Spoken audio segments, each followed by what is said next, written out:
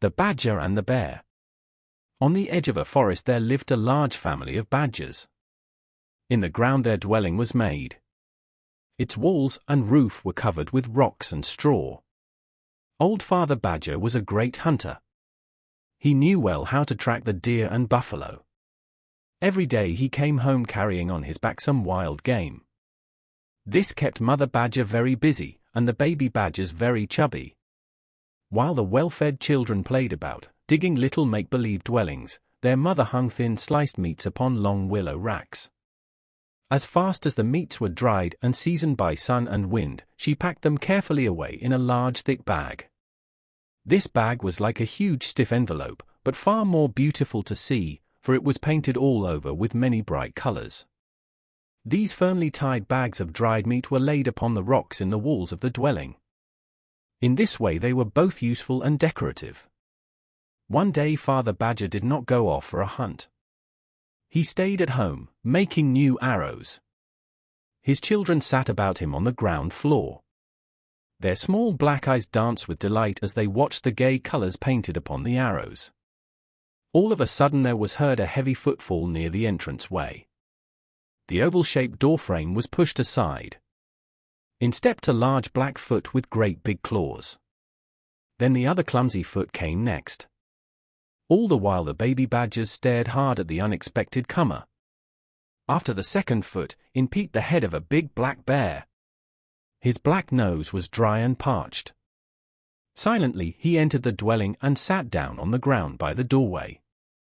His black eyes never left the painted bags on the rocky walls. He guessed what was in them. He was a very hungry bear. Seeing the racks of red meat hanging in the yard, he had come to visit the badger family. Though he was a stranger and his strong paws and jaws frightened the small badgers, the father said, How, friend? Your lips and nose look feverish and hungry. Will you eat with us? Yes, my friend, said the bear. I am starved. I saw your racks of red fresh meat, and knowing your heart is kind, I came hither. Give me meat to eat, my friend. Hereupon the mother badger took long strides across the room, and as she had to pass in front of the strange visitor, she said, Han. Allow me to pass, which was an apology. How, replied the bear, drawing himself closer to the wall and crossing his shins together. Mother Badger chose the most tender red meat, and soon over a bed of coals she broiled the venison. That day the bear had all he could eat. At nightfall he rose, and smacking his lips together, that is the noisy way of saying the food was very good, he left the badger dwelling. The baby badgers, peeping through the door flap after the shaggy bear, saw him disappear into the woods nearby. Day after day the crackling of twigs in the forest told of heavy footsteps. Out would come the same black bear. He never lifted the door flap, but thrusting it aside entered slowly in. Always in the same place by the entranceway he sat down with crossed shins. His daily visits were so regular that Mother Badger placed a fur rug in his place. She did not wish a guest in her dwelling to sit upon the bare hard ground. At last one time when the bear returned, his nose was bright and black. His coat was glossy. He had grown fat upon the badger's hospitality. As he entered the dwelling a pair of wicked gleams shot out of his shaggy head. Surprised by the strange behavior of the guest who remained standing upon the rug, leaning his round back against the wall, Father Badger queried, How, my friend? What? The bear took one stride forward and shook his paw in the badger's face. He said, I am strong, very strong. Yes, so you are, replied the badger.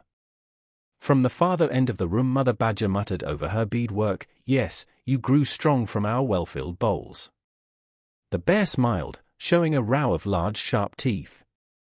I have no dwelling. I have no bags of dried meat. I have no arrows. All these I have found here on this spot, said he, stamping his heavy foot. I want them. See! I am strong, repeated he, lifting both his terrible paws. Quietly the Father Badger spoke, I fed you. I called you friend, though you came here a stranger and a beggar. For the sake of my little ones, leave us in peace." Mother Badger, in her excited way, had pierced hard through the buckskin and stuck her fingers repeatedly with her sharp awl until she had laid aside her work. Now, while her husband was talking to the bear, she motioned with her hands to the children. On tiptoe they hastened to her side. For reply came a low growl. It grew louder and more fierce. "Whao!" he roared, and by force hurled the badgers out. First the father badger, then the mother. The little badgers he tossed by pairs. He threw them hard upon the ground. Standing in the entrance way and showing his ugly teeth, he snarled, "Be gone!" The father and mother badger, having gained their feet, picked up their kicking little babes, and, wailing aloud, drew the air into their flattened lungs till they could stand alone upon their feet. No sooner had the baby badgers caught their breath than they howled and shrieked with pain and fright. Ah! What a dismal cry was theirs as the whole badger family went forth wailing from out their own dwelling. A little distance away from their stolen house the father badger built a small round hut. He made it of bent willows and covered it with dry grass and twigs. This was shelter for the night, but alas! It was empty of food and arrows.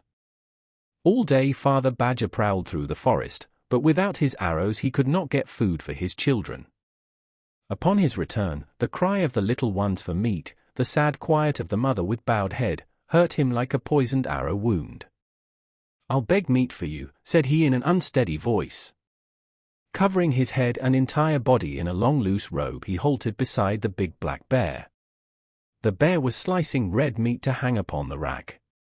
He did not pause for a look at the comer. As the badger stood there unrecognized, he saw that the bear had brought with him his whole family. Little cubs played under the high-hanging new meats. They laughed and pointed with their wee noses upward at the thin sliced meats upon the poles. "Have you no heart, Black Bear? My children are starving. Give me a small piece of meat for them," begged the badger. "Whao!" growled the angry bear, and pounced upon the badger. "Be gone," said he, and with his big hind foot he sent Father Badger sprawling on the ground. All the little ruffian bears hooted and shouted ha-ha to see the beggar fall upon his face. There was one, however, who did not even smile. He was the youngest cub. His fur coat was not as black and glossy as those his elders wore. The hair was dry and dingy. It looked much more like kinky wool. He was the ugly cub. Poor little baby bear. He had always been laughed at by his older brothers. He could not help being himself.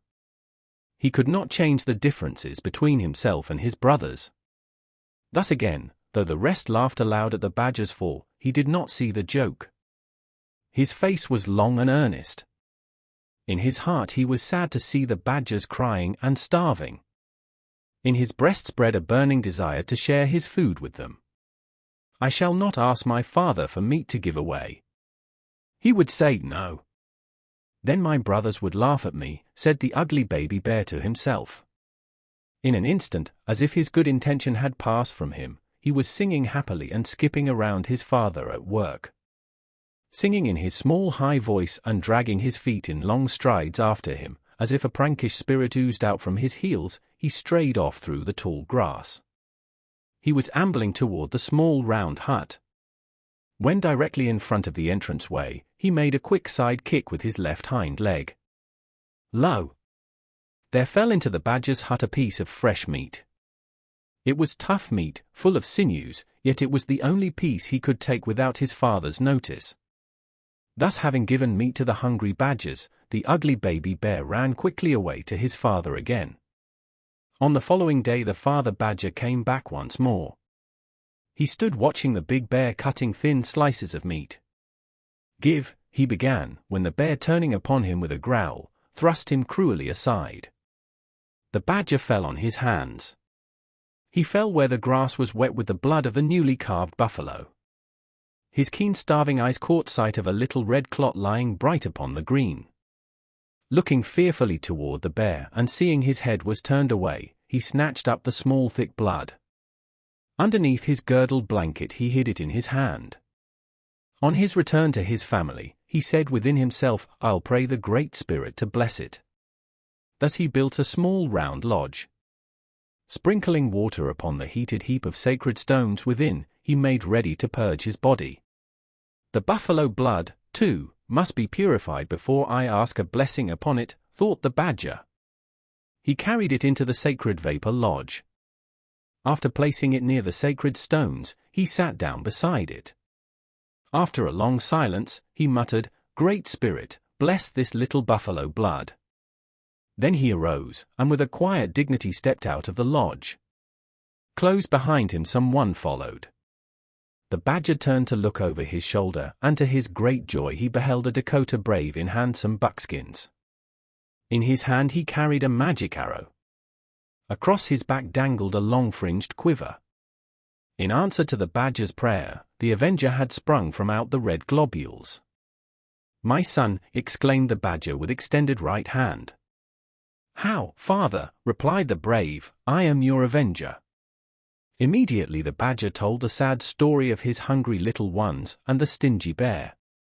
Listening closely, the young man stood looking steadily upon the ground. At length the father badger moved away. "Where?" queried the avenger. "My son, we have no food." "I am going again to beg for meat," answered the badger. "Then I go with you," replied the young brave. This made the old badger happy. He was proud of his son. He was delighted to be called father by the first human creature. The bear saw the badger coming in the distance. He narrowed his eyes at the tall stranger walking beside him. He spied the arrow. At once he guessed it was the avenger of whom he had heard long, long ago. As they approached, the bear stood erect with a hand on his thigh. He smiled upon them. "How, badger, my friend? Here is my knife. Cut your favorite pieces from the deer," said he, holding out a long thin blade. "How?" said the badger eagerly. He wondered what had inspired the big bear to such a generous deed. The young avenger waited till the badger took the long knife in his hand. Gazing full into the black bear's face, he said, "I come to do justice.